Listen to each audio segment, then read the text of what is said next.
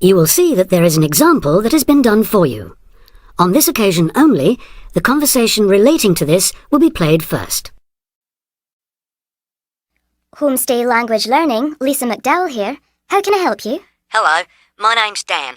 Hello, Dan. And I'm going to be living with a family in Edinburgh for 3 months, so I'd like some advice on what to bring with me.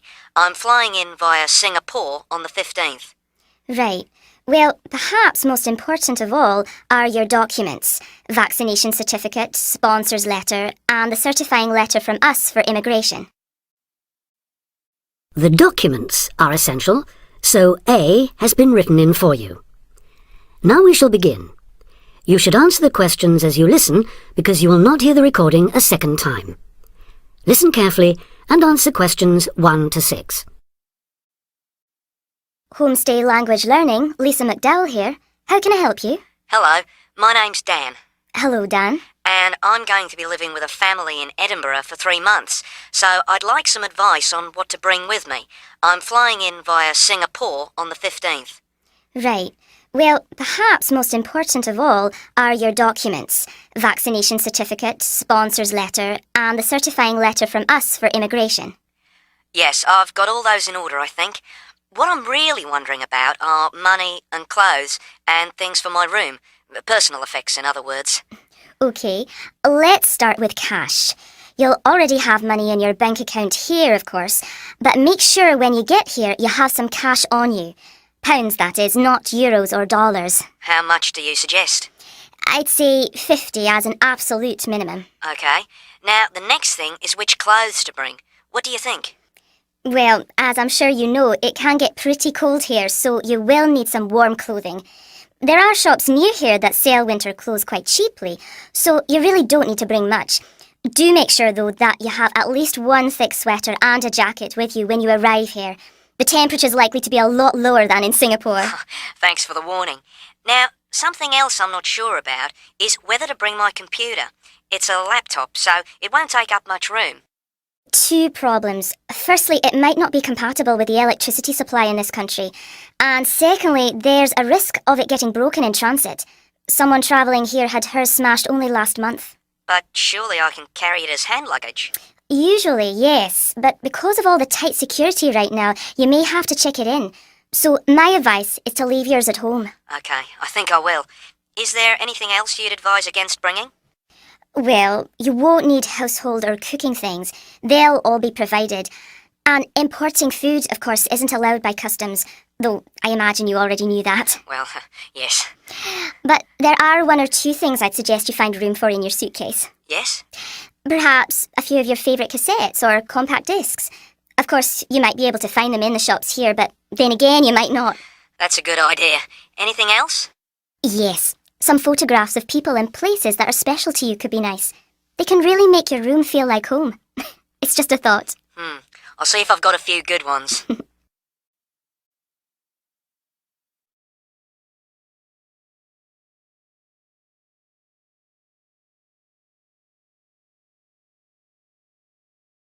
Before you hear the rest of the conversation, you have some time to look at questions 7 to 10.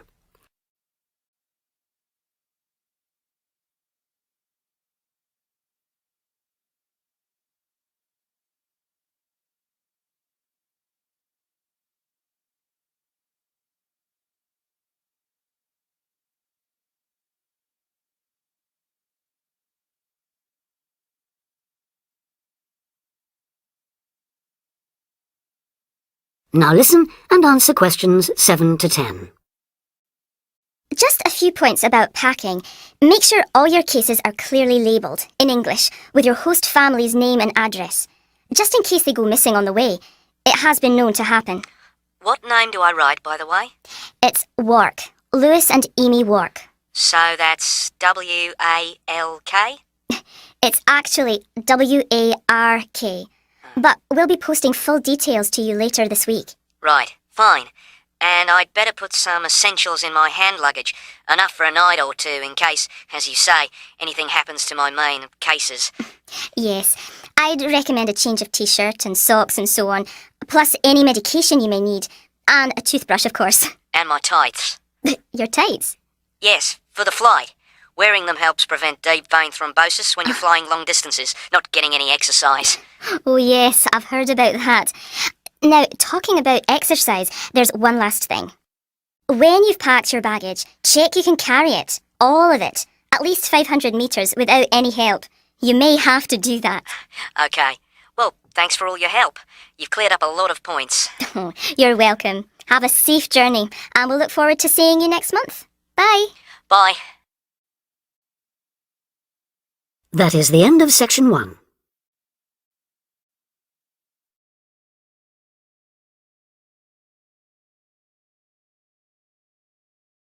Test 3, section 2. You will hear an extract from a talk about facilities for students with disabilities. First, you have some time to look at questions 11 to 13.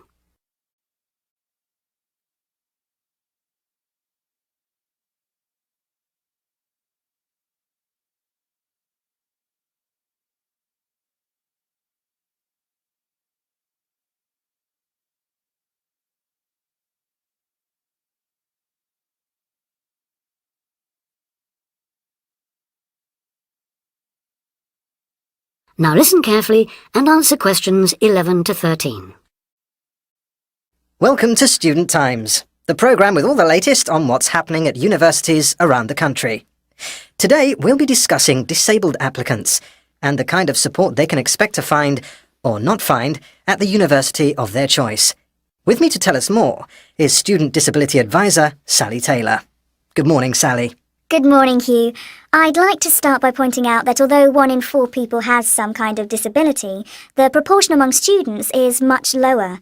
This is partly because most students are under 25 and many people only develop their disabilities as they get older, but it's also because some universities don't do much to encourage access.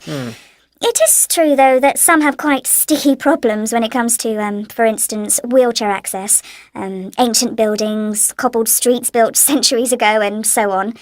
When faced with such a situation, some universities make an extra special effort to provide for students with particular disabilities, while others have specialist accommodation. In fact, all universities should have a written policy statement on students with disabilities, setting out what facilities they have, what their attitude is, and what they're prepared to do. But having said that, only you can properly understand the challenges of any disability you have, and so before accepting a place at a university, or even while you're considering applying, if only to raise the university's awareness, it's good to talk to them and find out how much they can and will do for you. The problem is who to talk to. Most universities and some students' unions have a disability advisor who is supposed to know what facilities they already have and will help with further arrangements if necessary or possible. However, all too often this person is a token. Sometimes it's just an extra responsibility given to a secretary. They don't know what the situation is in practice, and they don't have any real authority to change anything. So, given that for any prospective student it's best to visit a university before applying, it's an especially good idea for students with disabilities or special needs to check whether the place really does come up to scratch. In general, the university should provide personal care and assistance, and there are certain key features to look out for if you have a particular disability, including the following.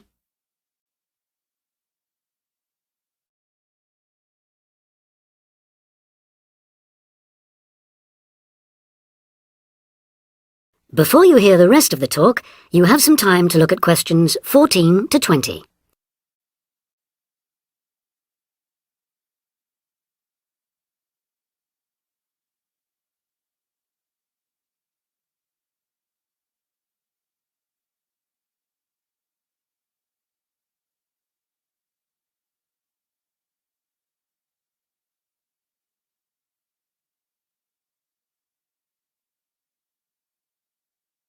Now listen and answer questions 14 to 20.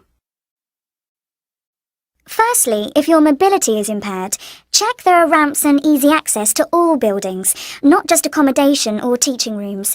Then, when you're inside, look for clear instructions on fire and emergency procedures for the disabled. Also, make sure there are lifts that work, not the usual ones that seem to be out of order half the time. And check for suitable lavatory facilities. There is a different set of things to look for if you suffer from any kind of hearing impairment. There should be induction loops in lecture theatres, flashing sirens in all rooms, and in accommodation, visual doorbells that light up when somebody calls round to see you. If it is your sight that is impaired, there obviously need to be braille translators of books and documents. In all buildings, the stairs, floors, doorways and windows must have clear markings, and there also have to be special fire and emergency procedures for you. If you suffer from dyslexia, you will need a computer for general use and in exams. And as exams may take you longer to complete, you should be allowed extra time in which to do so. This applies to work in general too. There are, of course, many other possible health difficulties that you may suffer from, such as diabetes, epilepsy, or heart conditions. If this is the case, check the availability of access to appropriate treatment, including medication and/or therapy. Finally, make sure that in the event of an emergency, it is clear what you, and other people who may be involved, have to do. That is the end of section 2.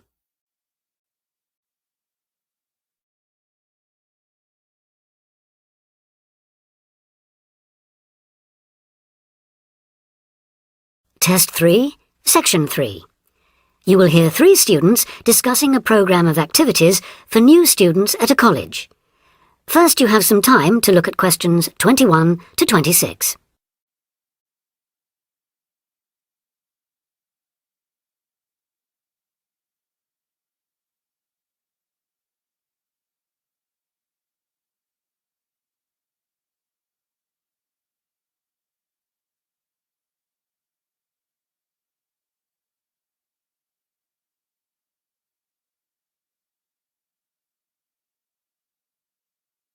Now listen carefully and answer questions 21 to 26.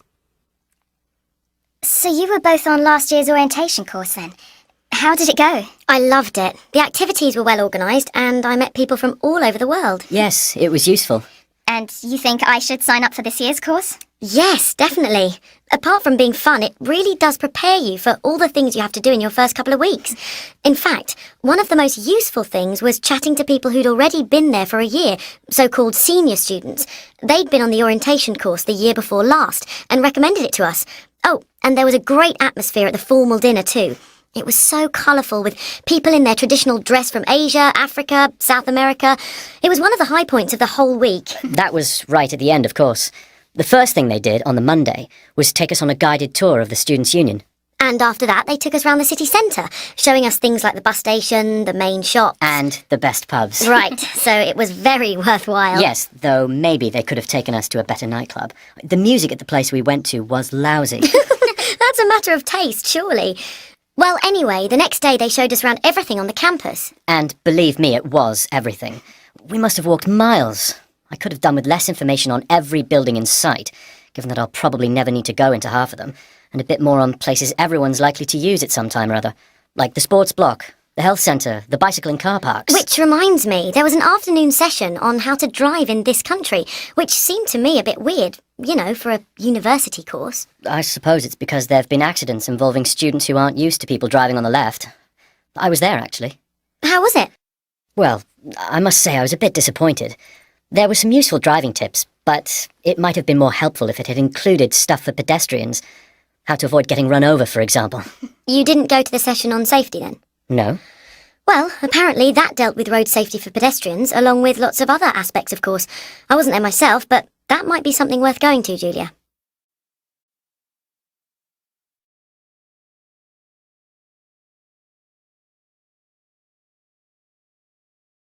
Before you hear the rest of the discussion, you have some time to look at questions 27 to 30.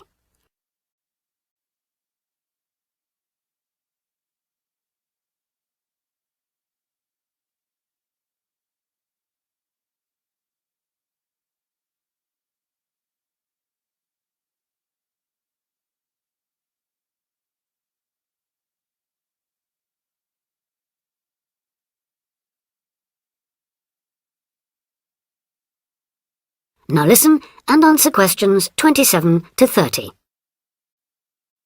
I like the sound of the whole thing. Tell me, what's the accommodation like?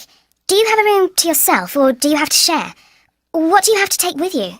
For the orientation course, you'll have an individual room in one of the halls of residence. That'll be a different hall from the one you're booked into for the year, but they're both on the campus, so you won't have far to go. And you won't have to take much with you. The room will have chairs, table, wardrobe, bed, mattress, blankets, sheets and so on. Take a warm coat or jacket, though. It may well rain, and it's unlikely to reach even 20 degrees in late September. But it shouldn't drop below about 10, at least during the day, which is something, I suppose. Right, now I know they can't do much about the weather, but did you have the feeling that they were looking after you on the course? Yes, we did. There were some little touches that showed they'd thought about what it was like to be starting a course of study abroad. Such as? Well, it's just a small example, but they gave us free email access to contact people at home. 30 minutes, if I remember correctly. Actually, I think it was 20. Yes, you're right. I was on for over half an hour and paid for an extra 10 or 15 minutes. Not that it was much. Emails don't take long to write anyway. No, they don't. So, just one more thing. The timetable. When does the course actually start and finish? Well, a lot of people get there on the Sunday, though you'd have to find a room for an extra night, as the course accommodation is only booked from the Monday, when things get going. Then they'll keep you busy all week until the dinner on the Friday. And that's it, is it? Yes, there's nothing after that. Though most people stay over till Saturday, partly to recover from the party, but also because they can then move straight into their permanent rooms. I think I'll do that. Well, thanks a lot for all your advice. I'm sure I'll enjoy the course. I wish I could go on this year's too. That is the end of section 3.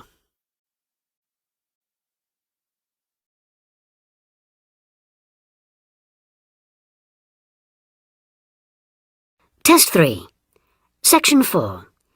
You will hear part of a lecture about fireworks. First, you have some time to read questions 31 to 40.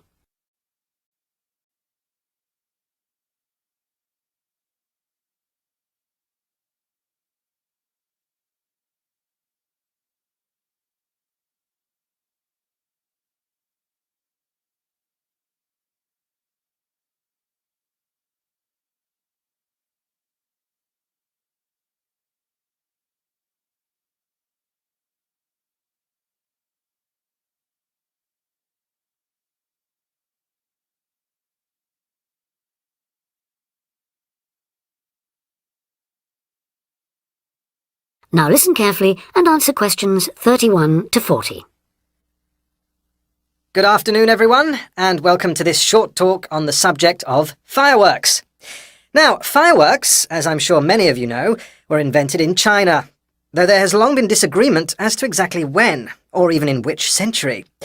The consensus nowadays, though, is that it was in the 6th, as there is considerable evidence of war rockets being made then. We also know that fireworks were in use by the 7th century in Arabia, where they were called Chinese arrows, reflecting their military potential. It then took a long time for them to spread to Europe. In fact, it wasn't until the 1200s that fireworks made their appearance there.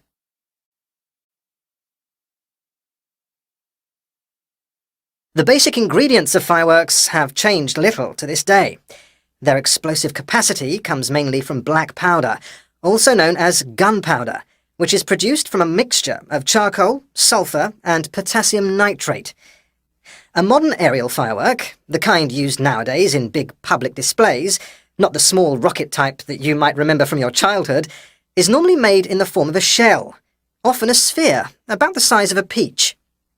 Inside the shell are a number of stars, surrounded by black powder, and running through the centre of the round shell is a charge that makes the firework explode when it reaches the desired altitude.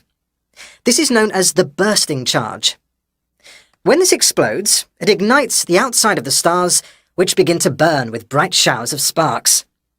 Since the explosion throws the stars in all directions, you get the huge sphere of sparkling light that is so familiar at firework displays.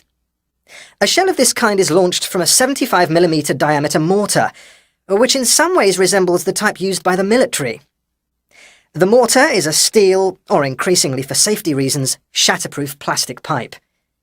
This is likely to be 500mm long and sealed at one end. The other end is aimed at the sky, and at the bottom of the pipe, below the shell, is placed a cylinder containing black powder. This has a long fuse, which projects out of the tube. When this is lit, it quickly burns down to the lifting charge, which explodes to launch the shell. In so doing, it also lights the shell's fuse. The shell's fuse burns while the shell rises to its correct altitude and then ignites the bursting charge so it explodes. More complicated shells are divided into sections and burst in 2 or 3 phases. Shells like this are called multi-break shells. They may contain stars of different colours and compositions to create softer or brighter light, more or less sparks, etc. Some shells contain explosives designed to crackle in the sky, or whistles that explode outward with the stars. The sections of a multi-break shell are ignited by different fuses, and the bursting of one section ignites the next. The shells must be assembled in such a way that each section explodes in sequence to produce a distinct, separate effect. The pattern that an aerial shell paints in the sky depends on the arrangement of stars inside the shell. For example, if the stars are equally spaced in a circle, with black powder inside the circle, you will see an aerial display of smaller star explosions equally spaced in a circle. To create a specific figure in the sky, for instance a heart shape, you create an outline of the figure in stars inside the shell. Then you place explosive charges inside those stars to blow them outward into the shape of a large heart. Each charge has to be ignited at exactly the right time, or the whole thing is spoiled. Many other shapes have particular names, like the willow. This is formed by stars that fall in the shape of willow tree branches, spreading a little to the side and then downwards. The high charcoal composition of the stars makes them long-burning, so they may even stay visible until they hit the ground. The ring shell is fairly basic. It is produced by stars exploding outwards to produce a symmetrical ring of coloured lights. More complex is the pattern created by the palm, which contains large comets, or charges, in the shape of a solid cylinder. These travel outwards, explode, and then curve downwards, like the limbs of a palm tree. The serpentine, the last one for now, is different again. When this one bursts, it sends small tubes of incendiaries scattering outwards in random paths, which may culminate in exploding stars. It can be quite spectacular. That is the end of Test 3.